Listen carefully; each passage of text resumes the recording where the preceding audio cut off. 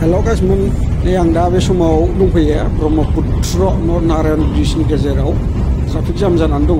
थारमाने आं ओरै गवालपारा दरंगिरियाव थांगासिनो लोगोफोर।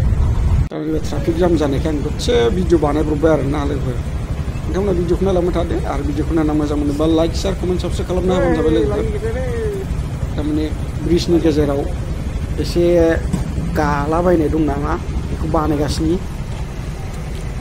दा बे बानायनायनि थाखायनो फुरा जाम जानानै दं आरो गेजेराव आधा घन्टासोआनो बारबाय जाम जानाया।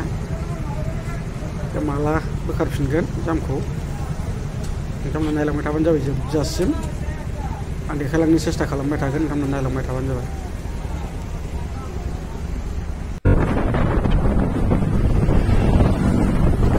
दा जामा गैला, ट्राफिक जाम जानाया। पुलिसफोर थानानै माबा खालामना होबाय जाम जानायखौ गावबा गाव साइड बाय साइड।